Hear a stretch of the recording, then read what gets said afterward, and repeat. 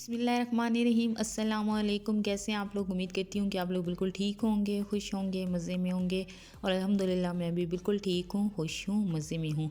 आज की वीडियो में आप लोगों के साथ बहुत ही मज़े की टिप्स शेयर करने जा रही हूँ। विंटर्स में हम लोग ग्लव्स को बहुत ज़्यादा यूज़ करते हैं। इनको यूज़ करने से जहाँ पर हमारा काम बहुत ज़्यादा आसान हो जाता है, वहाँ पर इनको ड्राई करना बहुत ज़्यादा मुश्किल हो जाता है। तो आज की वीडियो में एक सिंपल सी टिप आप लोगों के साथ शेयर करूँगी, जिनकी मदद से आप लोग इसे ड्राई कर सकते हैं। करना आप लोगों ने क्या है कि ग्लव्स की सिंपली जो मिडल फिंगर होती है दोनों ग्लव्स की, उन दोनों को लेके आप लोगों ने इनको आपस में इस तरीके से कैच कर देना है। दोनों को बहुत अच्छी तरीके से आप लोगों ने टाइट करना है और उसके बाद आपके जो किचन के सिंक की टैप है उसके ऊपर आप लोगों ने इन्हें इस तरीके से हैंग कर देना है कि दोनों ग्लव्स जो हैं वो एक एक साइड पे आ जाएं। इसकी मदद से क्या होगा कि इसके अंदर जितना भी एक्स्ट्रा पानी है वो नीचे से ड्रेन होता रहेगा और ये बहुत जल्दी ड्राई हो जाएंगे।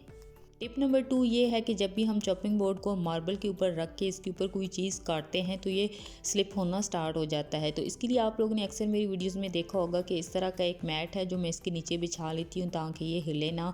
लेकिन यहाँ पे आप लोगों के साथ एक और ही मज़े का हैक शेयर करूँगी। उसके लिए आप लोगों ने करना क्या है कि सिंपली आप लोगों ने 2 रबड़ बैंड ले लेने हैं और लेने के बाद इनकी दोनों साइड्स के ऊपर आप लोगों ने रबड़ बैंड को इस तरीके से चढ़ा देना है। एक रबड़ बैंड को एक साइड पे और दूसरे रबड़ बैंड को दूसरी साइड पे आप लोगों ने चढ़ा देना है एंड दैट्स इट। या अभी आप लोगों का एक बहुत ही ज़बरदस्त सा एंटी स्लिप जो चॉपिंग बोर्ड है वो तैयार है। अब इसे आप जहां मर्जी चाहें रख के यूज़ करें, ये बिल्कुल भी स्लिप नहीं होगा।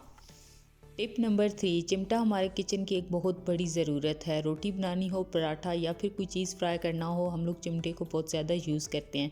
लेकिन थोड़ा सा यूज़ करने के बाद आप लोगों ने देखा होगा कि इसकी जो आगे वाली साइड होती है वो बहुत ज़्यादा ओपन हो जाती है और इसे थोड़ा सा यूज़ करना मुश्किल हो जाता है। हालाँकि ये देखने में बिल्कुल न्यू होता है। तो उसको सेट करने के लिए आप लोगों ने करना क्या है कि एक रबर बैंड लेके इसके एज के ऊपर इस तरीके से आप लोगों ने चढ़ा देना है। तो आप लोग देखेंगे कि इसकी साइज़ में किस कदर डिफरेंस आया है। अगर आप लोगों ने इसको और भी ज़्यादा क्लोज़अप करना हो तो उसके लिए एक और रबर बैंड लेके इसे उसी रबर बैंड के साथ ऊपर दोबारा से चढ़ा दें उसी जगह पे। अब आपका ये जो चिमटा है बहुत ही अच्छे तरीके से सेट हो जाएगा और जितना आप लोग इसे क्लोज़अप रखना चाहती हैं उतना आप रबर बैंड को आगे या पीछे की तरफ मूव करेंगी तो ये बहुत अच्छी तरीके से एडजस्ट हो जाएगा। अब आप लोग इसे जहाँ पे चाहें जिस तरह से चाहें ईज़िली यूज़ कर सकती हैं। अब ये यूज़ करते हुए आपको बिल्कुल भी डिस्टर्ब नहीं करेगा। अब आ जाते हैं अपनी नेक्स्ट टिप की तरफ। सर्दियों में जब भी हम रोटी बेलते हैं तो आप लोगों ने नोट किया होगा कि रोटी बेलन के साथ बहुत ज़्यादा चिपकना शुरू हो जाती है, जिसकी वजह से रोटी की शेप भी ख़राब हो जाती है। तो उसके लिए आप लोगों ने करना क्या है कि तवे को थोड़ा सा हीट अप करके उसके ऊपर आप लोगों ने बेलन को इस तरीके से रख देना है और जब तवा गर्म हो जाए तो एक साइड से इसे पकड़ के आपने इसे तवे के ऊपर 2 या 3 बार रोल करना है ताकि ये थोड़ा सा हीट अप हो जाए। जैसे ये थोड़ा सा गर्म होगा अब आप इसकी मदद से रोटी को बेलें तो आपकी रोटी बिल्कुल भी नहीं चिपकेगी। लेकिन डायरेक्ट आप लोगों ने इसे चूल्हे के ऊपर गर्म नहीं करना, क्योंकि या तो ये जल सकता है या फिर जलने के जो ब्लैक ब्लैक दाग होते हैं ना वो भी बेलन के ऊपर आ जाते हैं। यहाँ पे इसके साथ ही एक और टिप आप लोगों के साथ शेयर करना चाहूँगी, वो ये कि सर्दियों में क्या होता है कि बेशक हम तवे को प्री हीट कर लें लेकिन जैसे ही हम उसके ऊपर जो फर्स्ट रोटी डालते हैं ना वो इतना अच्छे तरीके से गर्म नहीं होता, रोटी तवे के ऊपर चिपक जाती है। तो उसके लिए आपने करना क्या है कि रोटी डालने से पहले थोड़ा सा घी या ऑयल पूरे तवे के ऊपर अच्छे तरीके से लगा दें। ये काम आपने सिर्फ फर्स्ट रोटी डालने से पहले करना है तो आप लोग देखेंगे कि आपकी रोटियाँ तवे के साथ बिल्कुल भी नहीं चिपकेंगी। ओवन को बहुत ज़्यादा यूज़ करने के बाद इसमें काफ़ी ज़्यादा चिकनाई जमा हो जाती है। तो इसके लिए आप लोगों के साथ बहुत ही सिंपल सा हैक शेयर करूँगी। सिंपली आप लोग ओवन को ऑन करें और ऑन करने के बाद आपने इसके ऊपर 5 मिनट्स का टाइमर लगा देना है। यानी कि जैसे हम लोग माइक्रोवेव यूज़ करते हैं ना तो कोई चीज़ गर्म करने के लिए टाइम लगाते हैं तो 5 मिनट का टाइमर इसके ऊपर लगा दें। जैसे ही टाइमर स्टॉप हो तो सिंपल जो हमारा स्पंज होता है किचन का वो लेके आप इसे अच्छे तरीके से अंदर से क्लीन कर लें। जितनी भी चिकनाई है मेल्ट हो के पूरी की पूरी स्पंज के साथ बाहर आ जाएगी और आपका ओवन बिल्कुल नीट क्लीन और बिल्कुल नए जैसा हो जाएगा।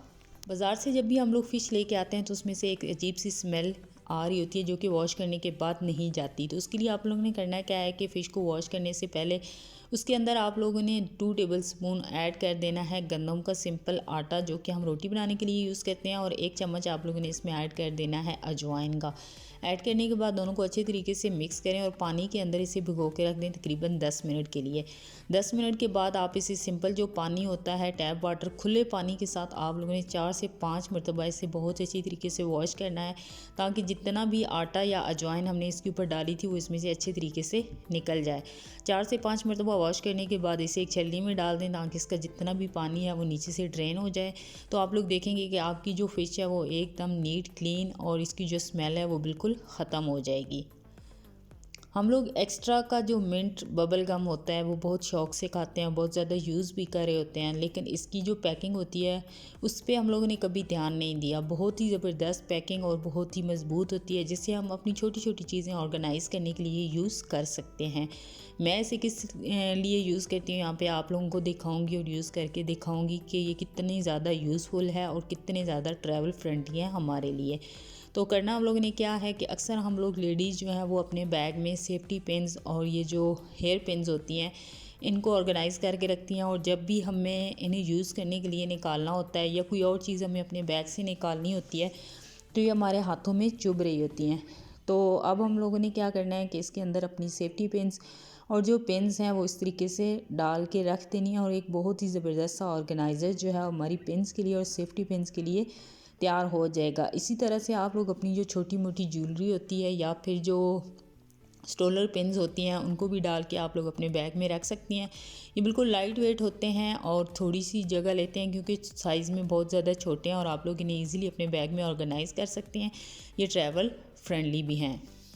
सर्दियों में ठंड लगने की वजह से हम लोग अक्सर जो है ना बाथरूम वगैरह की सफाई बहुत कम कर रहे होते हैं, जिसकी वजह से इस तरह के येलो स्टेन्स जो हैं वो हमारे वॉश बेसिन के ऊपर या फिर टैप्स के साथ पड़ जाते हैं। इसी तरह के स्टेन्स आप लोगों ने टाइल्स के ऊपर भी देखे होंगे, या जो किचन का सिंक एरिया होता है उसके साथ साथ भी इस तरह की येलो लाइनिंग पड़ जाती है। इसको हम लोग ख़त्म कर सकते हैं जस्ट इन 30 सेकेंड्स। किस तरह से आप लोगों ने बेकिंग सोडा लेना है और लेके जहाँ पे भी आप लोगों को ये येलो येलो दाग नज़र आए उनके ऊपर आपने अच्छी तरीके से बेकिंग सोडा डाल देना है। और मज़े की बात यह है कि डालने के बाद आपने इसे छोड़ना भी नहीं है। फ़ौरन से आप लोग अपने ऊपर हाथ के ऊपर ग्लव्स लगाएं। ग्लव्स लगाने के बाद हाथों के ऊपर थोड़ा सा विनेगर लगाएं और इसे रब करना शुरू कर दें। आप लोग देखेंगे कि जिस तरह से आप लोग रब करना शुरू करेंगी वो वाले स्टेन्स बिल्कुल गायब हो जाएंगे। और इसके अलावा आपके वॉश बेसिन के ऊपर जो ऑयली से दाग पड़ जाते हैं, बहुत ज़्यादा ये ऑयली सा नज़र आना शुरू हो जाता है, वो भी बिल्कुल क्लीन नीट एंड क्लीन होके बिल्कुल ये सॉफ्ट हो जाएगा। सिंपली आप लोग ने ग्लव्स हाथों के ऊपर चढ़ा के इसे रब करते रहना है और उसके बाद सिंपल पानी से उसे अच्छे तरीके से वॉश कर दें। आप लोग देखेंगे कि आपका जो वॉश बेसिन है वो एकदम बिल्कुल नए जैसा हो जाएगा। हम लोग जब भी बाज़ार से आइसक्रीम लेके आते हैं तो उसके साथ बहुत ही खूबसूरत से जार्स या बॉक्सेस वगैरह हमें मिलते हैं, जो कि ना सिर्फ बहुत ज़्यादा मज़बूत होते हैं बल्कि एयर टाइट भी होते हैं। लेकिन हम लोग जब भी आइसक्रीम लेके आते हैं तो इन बॉक्सेस को हम लोग इसी तरीके से थ्रो कर लेते हैं। इन्हें आप डिफरेंट तरीके से यूज़ कर सकते हैं डिफरेंट चीज़ें ऑर्गेनाइज़ करने के लिए। फॉर एग्जांपल मैंने यहाँ पे आइसक्रीम स्टिक्स लेके इस जार के अंदर रख दी हैं, जो कि इसके अंदर बिल्कुल सेफ रहेंगी। और आइसक्रीम का जार होने की वजह से ये एक रिमाइंडर भी है कि मैंने इसके अंदर अपनी आइसक्रीम स्टिक्स रखी हुई हैं। दूसरे नंबर पे आप लोग इन्हें स्पून्स वगैरह रखने के लिए, जैसे कि मैंने यहाँ पे अपनी ये स्पून्स का सेट रखा है, देखने में भी बहुत प्यारा लग रहा है और ये बहुत ज़्यादा मजबूत भी होता है। या फिर कोई ऐसा ड्राई फ्रूट या कोई ऐसी चीज़ जिसे आपने एयर टाइट जार में रखना हो वो भी आप लोग इस पर रख सकते हैं। मैं मोस्टली इसमें ये चने के दाने, क्योंकि सर्दियाँ हैं तो खाने का मज़ा आता है, तो मैं इसे इसमें डाल के अपने बेड की साइड टेबल के ऊपर रख देती हूँ, जिनकी वजह से ये क्रिस्पी और बहुत ही ज़्यादा मज़े के रहते हैं। फेरी रोज़ हमेशा से ही मेरी फेवरेट चॉकलेट है और इसकी चॉकलेट के साथ साथ इसकी पैकिंग मुझे बहुत ज़्यादा पसंद है। जब भी घर में कोई इस तरह की पैकिंग में चीज़ आती है तो उसको थ्रो करना बहुत ज़्यादा मुश्किल होता है, क्योंकि ये देखने में बहुत ज़्यादा क्यूट लग रही होती है।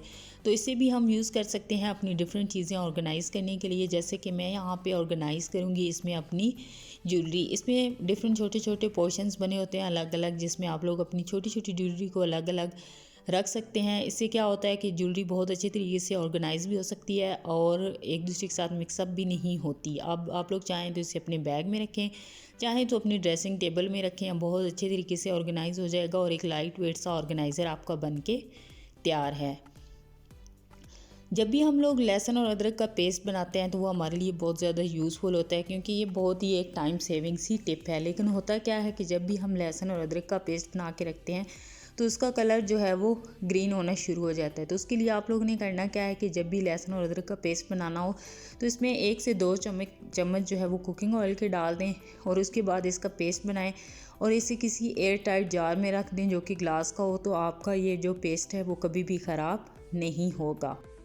जब भी हमें चिकन और वेजिटेबल की मैक्रोनी बनानी होती है तो हम सब्जियां और चिकन को अलग अलग बॉयल कर लेते हैं, लेकिन आप लोगों ने ऐसा नहीं करना। जिस भी पतीले में आप लोगों ने सब्ज़ी उबालनी है उसके ऊपर ही आप लोगों ने छलनी में इस तरह से चिकन डाल के रख के उसके ऊपर से कवर कर देना है और ये स्टीम के अंदर आपका जो चिकन है वो बहुत अच्छे तरीके से पक जाएगा और गल भी जाएगा। उसके बाद इसकी जितनी भी बोन्स हैं आप लोग निकाल के इसे ईज़िली अपनी मैक्रोनी में यूज़ कर सकते हैं। यहाँ पे आप लोग देख सकते हैं कि चिकन मेरा कितने अच्छे तरीके से गल गया है और साथ ही साथ मेरी जो सब्ज़ी है वो भी गल के तैयार हो जाएगी। इससे गैस और टाइम दोनों जो हैं वो मेरे बच जाएंगे। जी तो गाइज़ ये थी मेरी आज की टिप्स जो कि बहुत ही ज़्यादा यूज़फुल हैं। अगर आप लोगों को ये टिप्स पसंद आई हों तो मेरे वीडियो को लाइक शेयर, मेरे चैनल को सब्सक्राइब करना ना भूलिएगा। मिलते हैं नेक्स्ट वीडियो में, तब तक दुआ में याद रखिएगा। अल्लाह हाफिज़।